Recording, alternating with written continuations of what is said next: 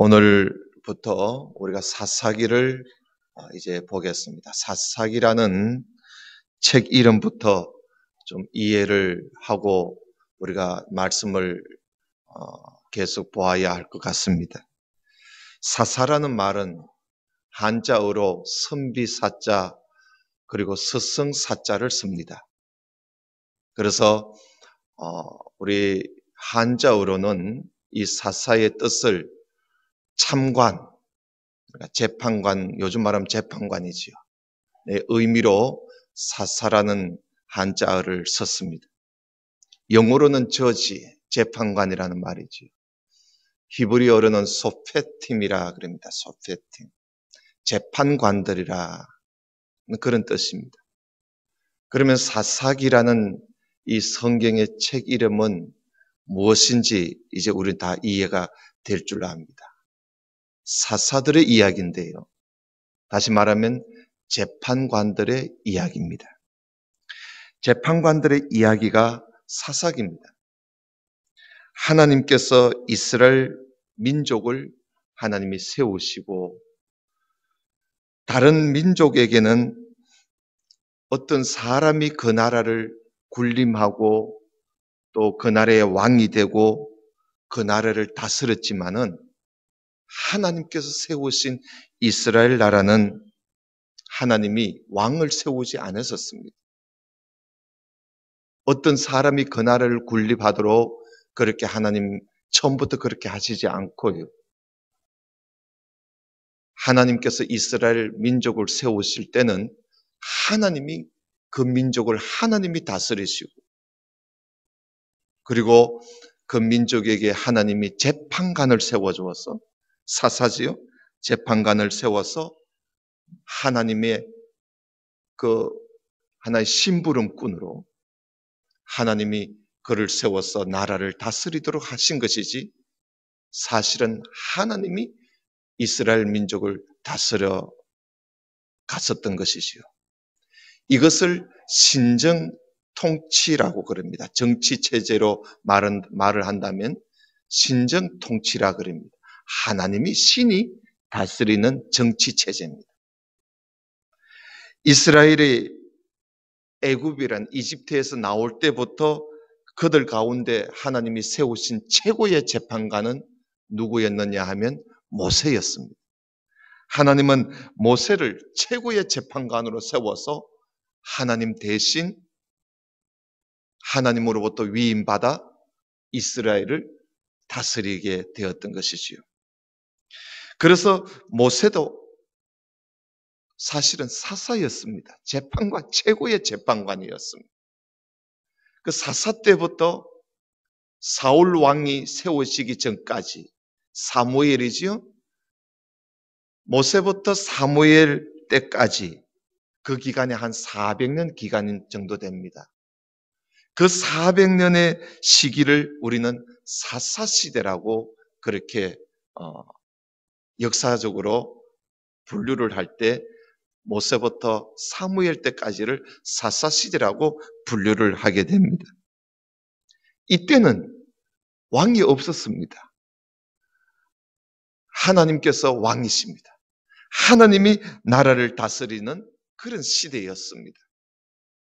인류 역사상 최고의 참 정치, 통치, 정치 체제의 가장 이상적인 체제가 바로 모세부터 사무엘 때까지 하나님이 나라를 다스리시는 그런 시대가 바로 사사시대였습니다. 오늘날에는 신정 통치 체제로 나라를 다스리는 그런 정치 체제를 가지고 있는 나라는 없습니다. 나라마다 다 왕정 통치 체제고 아니면 대통령 중심제고 아니면 총리 중심제로 각기 나라마다 사람이 군림해서 사람이 권력을 가지고 나라를 다스리고 있는 그런 정치 체제를 나라마다 다 가지고 있습니다. 우리나라도 정치 체제가 대통령 중심제입니다. 그런데 하나님이 다스리는 나라, 신정 통치 체제, 하나님이 나라를 다스리는 나라가 된다면 여러분 어떨까요? 얼마나 이상적인 나라가 되겠습니까? 야, 사람이 나라를 다스리지 않고 왕이 아니고 대통령이 아니고 총리가 아니고 하나님이 나라를 다스린다면 이 나라는 얼마나 좋은 나라가 될까? 정말 꿈 같은 나라, 이상적인 나라가 되지 않을까? 우리는 그렇게 생각할 수가 있습니다. 아마 하나님이 이 땅을 다스리신다면 부패도 없고 그리고 전쟁도 없고 행복한 나라가 되지 않을까? 얼마나 살기 좋은 나라가 되지 않을까? 우리는 그렇게 생각해 볼 수 있습니다. 그러나 그것은 우리의 착각입니다. 사사기를 읽어보면 하나님이 통치하시는 신정 통치 체제로 되어 있는 이 사사시대에 있는 이 사사기를 읽어보면 하나님이 다스리시는 이 사사시대가 우리가 생각했던 것보다는 영 반대로 전혀 그렇지가 않았다는 사실입니다. 오히려 구약시대의 가장 어두운 시대가 바로 사사시대였습니다. 그래서 구약 성경에 종교 암흑시대라 그렇게 이름을 붙이기도 합니다. 어찌 이렇게 될 수 있는가? 아니, 전능하신 하나님이 나라를 다스리신다면 달라야 되지 않겠습니까? 모든 것이 하나님의 마음대로 척척척척 잘 되어 가야만 되지 않겠습니까? 전능하신 하나님이 나라를 다스리시는데, 그런데 사사기를 읽어보면 전혀 그렇지가 않습니다. 그래서 우리는 사사기를 읽어보면서 뭐를 우리가 깨달을 수가 있느냐 하면, 아무리 하나님이 나라를 다스린다 할지라도 타락한 인간의 세상은, 타락한 사람만은 하나님이 다스리는데 마음대로 되지 않더라는 것입니다. 타락한 인간의 세상을 하나님이 다스리시는데 하나님이 얼마나 어려움을 겪는지 모릅니다. 이런 걸 볼 때 하나님은 전능하신 하나님이라 할지라도 모든 것을 다른 것은 다 하나님 마음대로 할 수가 있어도 타락한 인간만은 하나님이 마음대로 하시지 못하시더라는 겁니다. 이것이 우리 인간이 살고 있는 이 세상의 모습입니다. 어떻게 인간을 다스리는 것이 하나님, 전능하신 하나님도 어찌 되었기에 이렇게 어려워하시고 힘들어 하셨는가? 이런 것을 우리가 오늘 시간에 좀 그 원인을 한 3가지를 우리가 살펴보고자 합니다. 지난 19일 우리나라의 제18대 대통령을 선출했습니다. 사람들은 새로운 대통령과 그리고 새로운 정부에 기대하는 바가 큽니다. 이런 나라가 되었으면 좋겠다. 이런 대통령이 되었으면 좋겠다. 기대가 부풀어 있습니다. 그러나 우리가 알아야 할 것은 우리가 바라는 대로 대통령이 그렇게 잘할 것이라는 기대는 하지 마시기를 바랍니다. 그동안 우리는 얼마나 많은 대통령을 봐왔습니까? 전능하신 하나님도 타락한 인간의 세상을 다스리는 것이 이렇게 어려웠었는데 이 땅의 대통령이야 오죽하겠습니까? 이것은 우리나라뿐만이 아닙니다. 세계 모든 나라가 똑같은 것입니다. 이처럼 타락한 인간의 나라는 하나님 마음대로 안 됩니다. 그래서 이 사사기는 우리에게 말씀해 주는 바가 뭐냐 하면 하나님이 다스려도 타락한 인간의 세상은 잘 안 되더라 하는 메시지를 던져주는 것이 사사기입니다. 우리가 알다시피 이스라엘 백성이 이집트에서 나와서 광야 40년을 지나올 때에도 이들이 하나님 앞에 어떻게 행동했습니까? 금송아지를 만들 때도 있었고 하나님이 말씀하신 것에 대해서 원망하고 불평하고 순종하지 않았습니다. 그래서 하나님께서 이들을요 다 죽이시려고 하실 때가 몇 번이나 있었습니다. 여러분 우리가 하나님 이러면 우리가 하나님은 사랑이시다는 걸 금방 떠오릅니다. 하나님은 그만큼 사랑이 많으신 분이십니다. 하나님은 그만큼 자비로우신 분이십니다. 그런 하나님께서 광야 40년을 지나오는 이스라엘 백성들을 다 죽여버리려고 하실 때가 한두 번이 아니었습니다. 그럴 때마다 모세가 하나님 앞에 엎드려가지고 눈물 콧물 흘리면서 하나님 앞에 살려달라고 기도했기에 하나님이 몇 번 참아주신 것이지 모세 아니랬으면요 다 죽었어요. 그렇게 하나님이 참고 참아온 것이 출애굽해서 여호수아 때까지 지금 한 100년이 지났습니다. 하나님이 참아온 지가 100년이 지났습니다.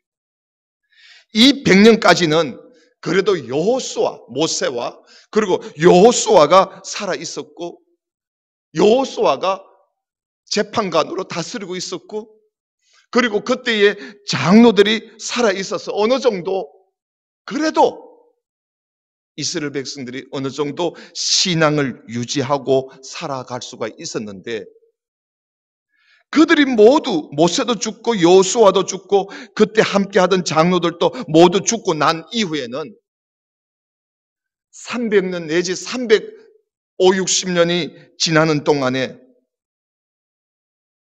어떻게 되었느냐? 캄캄한 밤이었습니다. 분명히 낮은 낮인데 얼마나 하나님 앞에 신앙적으로 캄캄한 밤이었는지 타락할 대로 타락을 다 했습니다. 그렇게 형편없이 타락해 버리고 말았습니다. 그 원인이 있지 않겠습니까? 어떻게 그럴 수가 있느냐 이런 거지요. 그게 분명히 원인이 있을 것입니다. 우리는 오늘 말씀을 보면서 그 원인, 그렇게 타락하게 된 역사의 그 원인을 우리가 살펴보면서 우리가 하나님께서 지금도 이 온 세상을 하나님이 다스리고 계십니다. 사실은 뭐 나라마다 왕이 있고 대통령이 있고 총리가 있지만 그러나 결국은 이 모든 세상은 하나님이 다스리고 계십니다. 여기에서 우리가 하나님 앞에 어떻게 살아가야 할 것인가 하는 것을 우리가 한 3가지 살펴보고자 합니다. 첫째는 여호수아가 이스라엘 12지파에게 땅을 다 나누어 줬습니다. 가나안 땅을 다 나누어 주었습니다. 분배해 주었습니다. 분배해 주고 나니까 각 지파들끼리 이제 자기들 구역이 생겼습니다. 그래서 로우벤은 로우벤대로, 갓은 갓대로, 머나세는 머나세대로, 에브라임은 에브라임대로, 유다는 유다대로 각각 자기의 구역이 생겼습니다. 다시 말하면 요즘 말하면 지방자치제가 이루어지게 된 거지. 그 다 지방자치제가 되어다 보니까 중앙정부에서의 힘이 생기지가 않습니다. 뭘 하작하면은 힘이 모아지지가 않습니다. 다 자기 지파의 그 이익을 따지고 그러다 보니까 이스라엘 12지파의 그 모아졌던 그 힘이 다 분산해지고 말았습니다. 아직도 가나안 땅을 완전히 정복하지 못한 땅이 아직도 많이 있는데도 하물며 이 12지파 이 가나안 땅에 살고 있는 12지파, 이스라엘의 12지파가 각기 자기 지방 자치를 하고 힘이 분산되어 버리다 보니까 힘을 모아서 가나안 족속을 지금 족속들과 싸워야 하는데 그 일이 되지 않습니다. 그러다 보니 그 땅 백성들을 쫓아내지 못했고, 그리고 심지어 쫓아낼 생각도 하지 않습니다. 오늘 여러분 사사기 1장 1절을 한번 보십시오.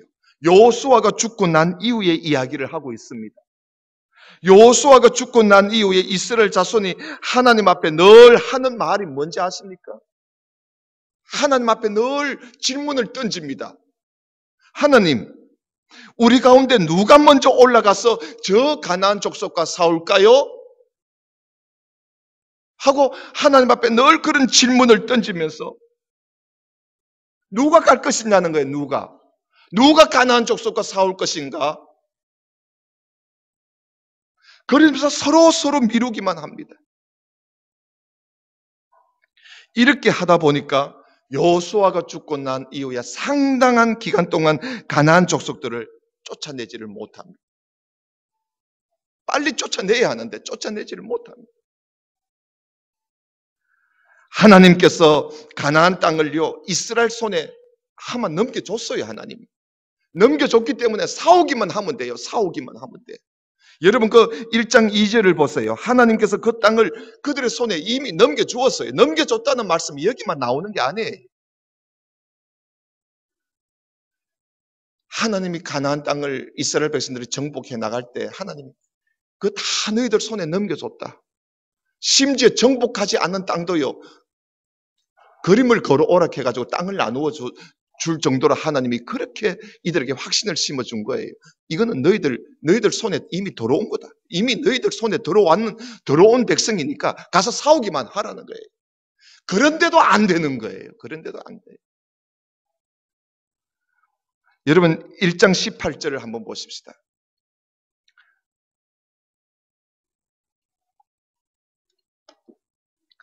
1장 18절은 유다 지파의 이야기입니다.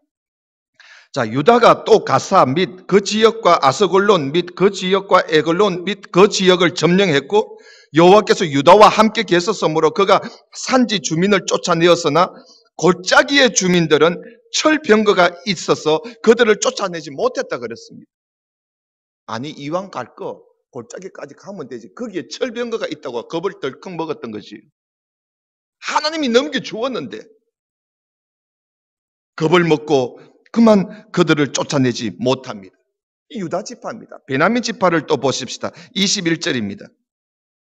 베냐민 자손은 예루살렘에 거주하는 여보서 족속을 쫓아내지 못했습니다. 그래서 이 여보서 족속이 계속 이스라엘 자손들과 함께 예루살렘에 살게 되었던 것이지요. 다른 지파도 마찬가지입니다. 1장 27절 이하 한번 보십시다. 자, 27절. 므낫세 지파는 어떻습니까? 므낫세 지파는 베스안과 그의 딸린 마을들의 주민과 다낙과 그의 딸린 마을들의 주민과 돌과 그의 딸린 마을들의 주민과 이블로움과 그의 딸린 마을들의 주민과 머기또와 그의 딸린 마을들의 주민들을 다 쫓아내지 못했습니다. 쫓아내지 못한 곳이 한두 군데가 아닙니다. 여러분 그리고 또 29절 에브라임 지파를 한번 보십시다. 에브라임이 게셀에 거주하는 가나안 족속을 뭐하지 못했다?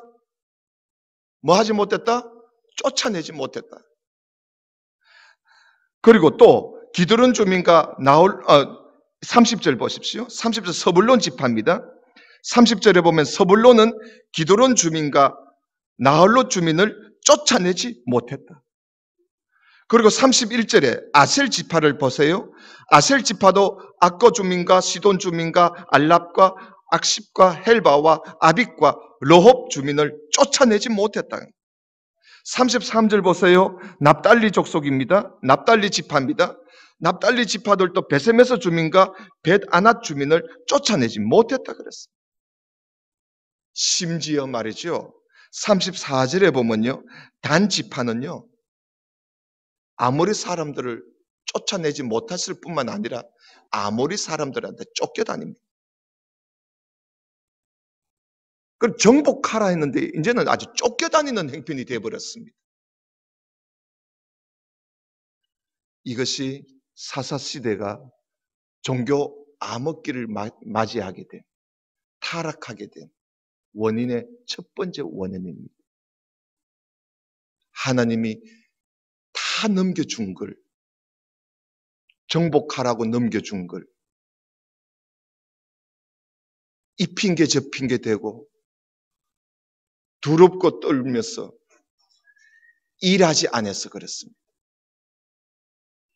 일하지 않았기 때문에. 여러분, 오늘날 우리들은 어떻습니까? 하나님께서는요, 온 세계가 내게 속했다 그랬으면서, 그리고 하늘과 땅의 모든 권세를 예수님이 내가 가지고 있다 그러시면서, 너희는 온 땅을 다니면서 하나님 말씀을 전하고 우리가 이 세상을 정복할 것을 우리에게 말씀해 주셨습니다. 아마 하나님께서는 이 땅을 우리에게 넘겨주셨습니다.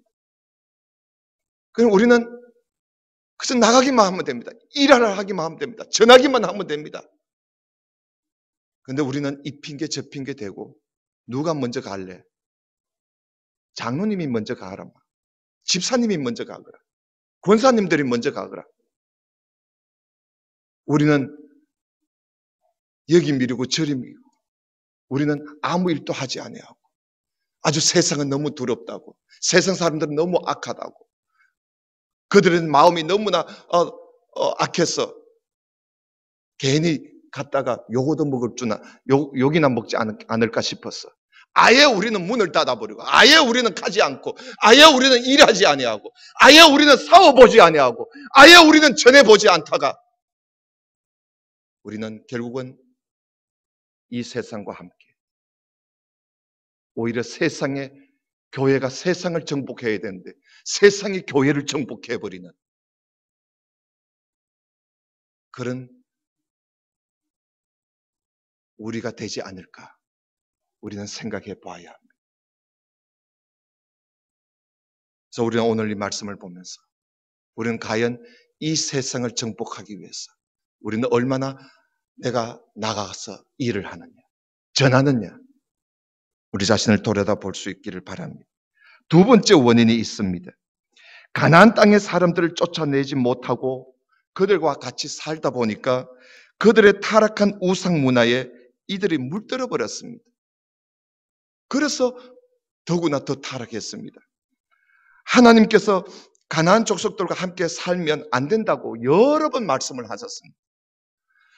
민수기 33장 55절에 보면 너희가 만일 그 땅의 원주민을 너희 앞에서 쫓아내지 아니하면 너희가 남겨둔 자들이 너희 눈에 가시가 되고 그리고 너희의 옆구리에 찌르는 것이 되어서 너희가 거주하는 땅에서 항상 괴로움을 당하게 될 것이라고 하나님이 이미 미리 말씀을 하셨어요.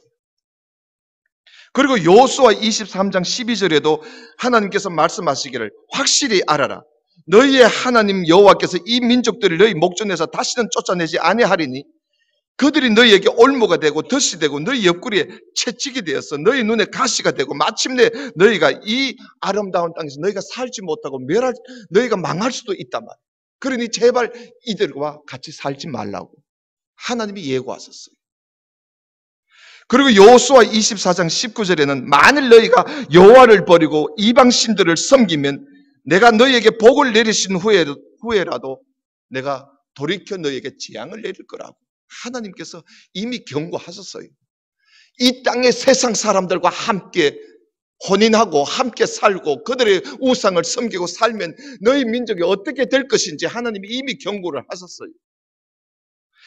그래서 이 백성들이 그 말씀을 듣고 예 하나님 우리는 오직 하나님만 섬기겠습니다 하고 여호수아 때 그들이 얼마나 결심을 하고 하나님 앞에 큰 소리를 뻥뻥 치지 않았습니까? 그렇지만은 가나안 족속들을 쫓아내지 못하고 그들과 함께 살다 보니까 자기도 모르게 물들기 시작합니다. 그래서 하나님께서 사자를 보내셨습니다. 하나님이 사자를 보내셨어요. 여러분 2장 1절을 보십시다. 사사기 2장 1절을 보십니다.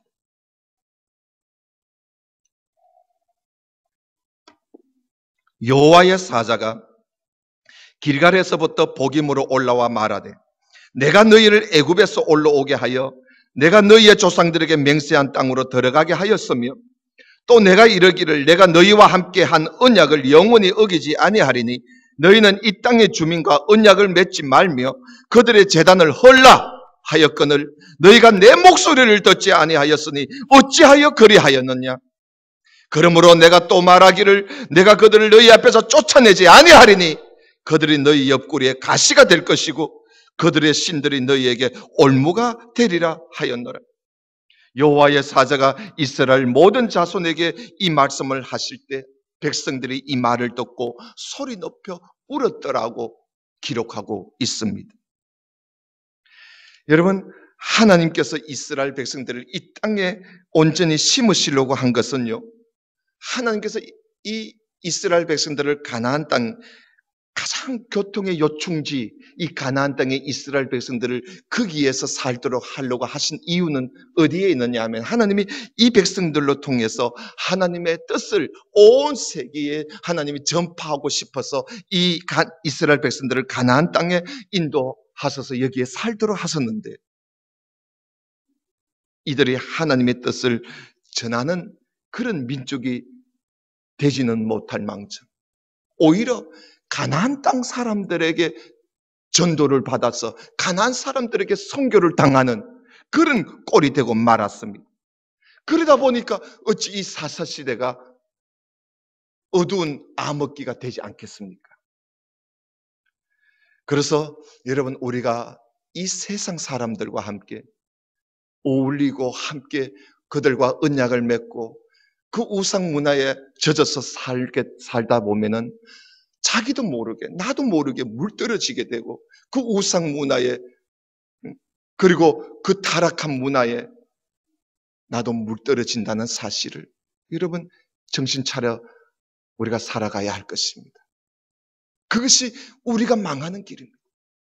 오늘날 기독교가 오늘날 교회가 이 세상에 살면서 그래서 세상 사람들 세상과 결탁을 해서 세상과 손을 잡고 권력과 손을 잡고 정치와 손을 잡고 세상의 이 쾌락의 손을 잡고 어울리다 보면 자기도 모르게 물이 들어서 결국은 교회가 세상에 삼켜버리는 교회가 세상을 향해서 전도하고 세계를 향해서 선교해야 할 교회가 오히려 선교를 당하고 전도를 당해버리는 그런 꼴이 되고 만다는 사실을 우리는 정신 차려서 보아야 할 것입니다.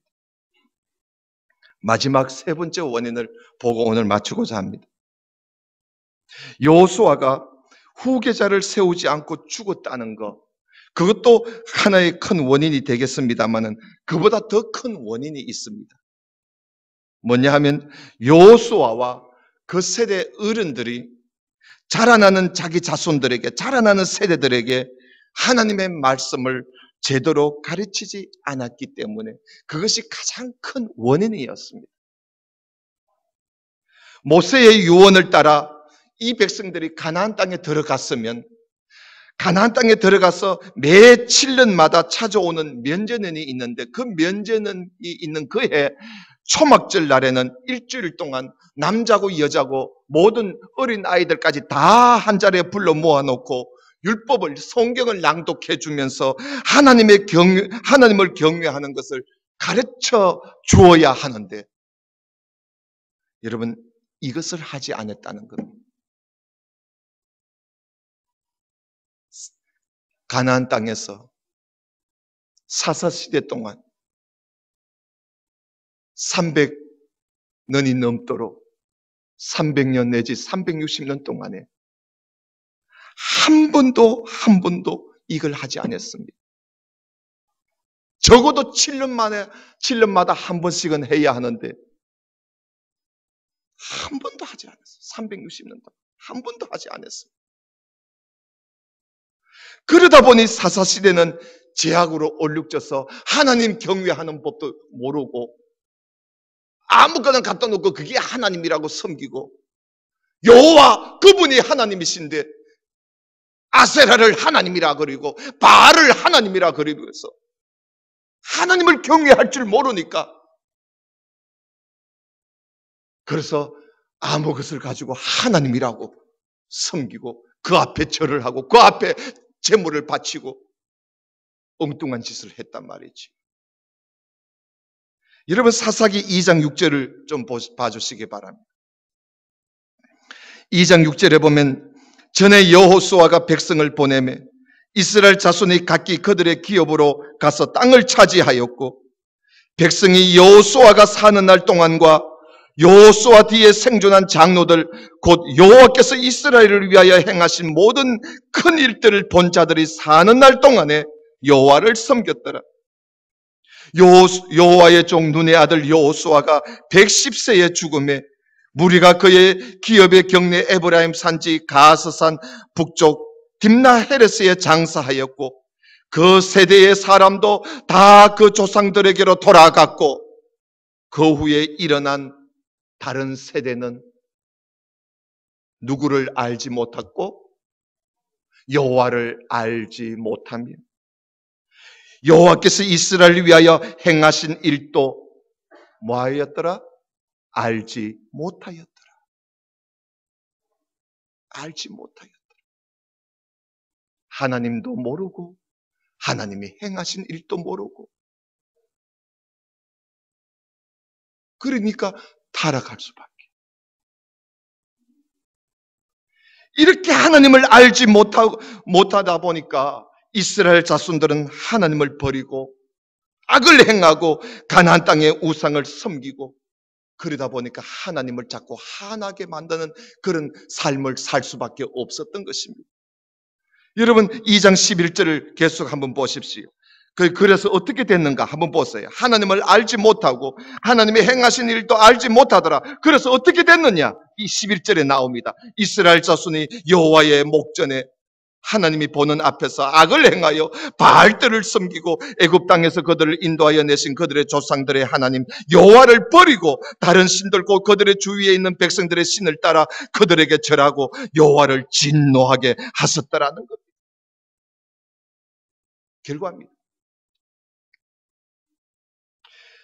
13절 곧 그들이 여호와를 버리고 바알과 아스드라로스를 섬겼으며 여호와께서 이스라엘에게 진노하사 노락하는 자의 손에 넘겨주사 그들이 노락을 당하게 하시며 또 주위에 있는 모든 대적의 손에 팔아 넘기시며 그들이 다시는 대적을 당하지 못하였으며 그들이 어디를 가든지 여호와의 손이 그들에게 재앙을 내리시니 곧 여호와께서 말씀하신 것과 같고 여호와께서 그들에게 맹세하신 것과 같아서 그들의 괴로움이 심하더라는. 결국은 이들의 하나님 앞에 고생을 하는 겁니다. 심지어 하나님께서요, 이들을 좀 살려보려고 하나님이 그때마다 사사를 보냈었어요. 사사를 보냈을 때 사사들 말도 안 들어요. 사사들이 살아있을 때는 말 좀 듣다가 사사들이 죽고 나면 또 다시 옛날로 돌아가 버리는 그런 악순환이 계속 되는 것이 이게 사사기입니다. 이게 사사기예요. 그래서 하나님께서 이스라엘 백성들을 시험하시려고 가나안 족속들을 다 쫓아내지 않으시고 이스라엘 백성들을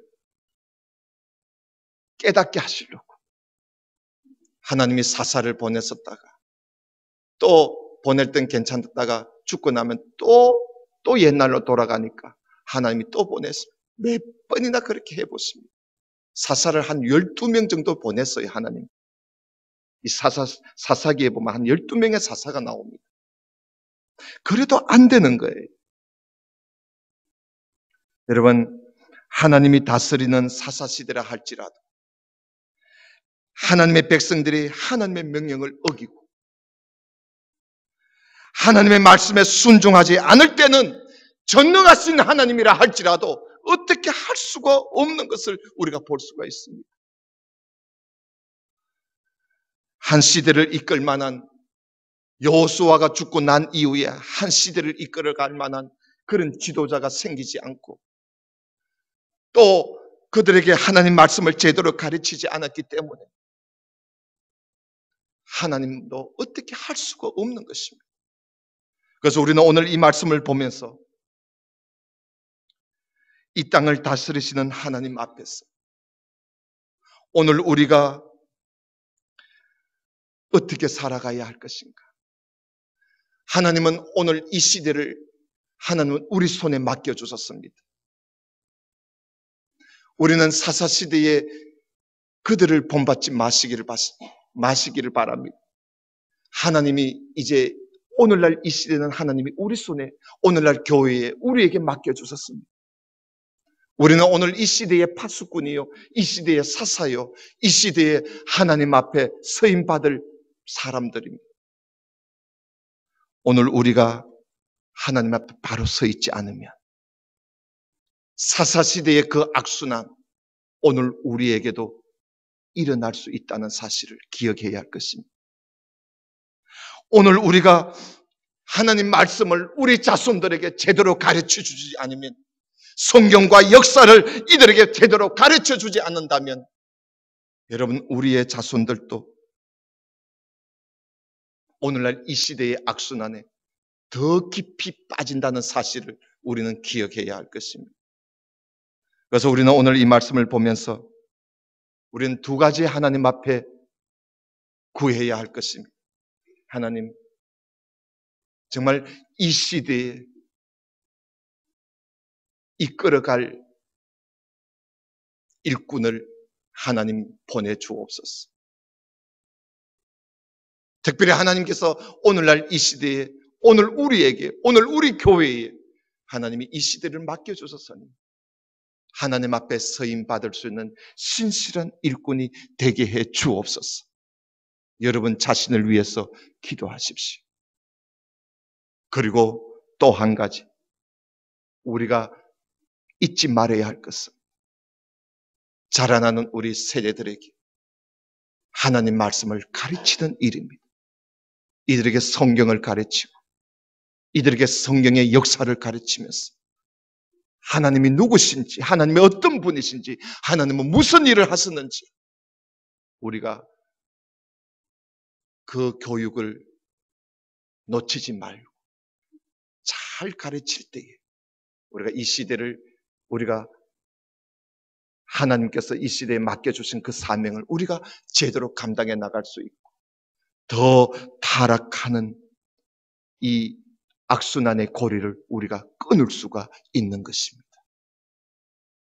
여기에 서임받는 우리 모두, 우리 교회가 될 수 있기를 주님의 이름으로 축원합니다. 기도드립시다. 하나님 아버지, 감사합니다. 이 마지막 때에 하나님께서 이 땅에 교회를 세우시고 점점 더 암흑의 시대로 치닫고 있는 이 어두운 시대를 하나님께서 우리 교회에 맡겨주셨고 오늘 우리에게 맡겨주셨습니다. 하나님, 우리가 하나님 앞에 어떠한 위치에 있는지 우리 자신을 알고 하나님 앞에 무엇보다도 우리 모두가 바로 서게 하여 주옵소서. 무엇보다도 오늘날 교회가 하나님 앞에 바로 서게 하여 주옵소서. 세상과 결탁하지 아니하고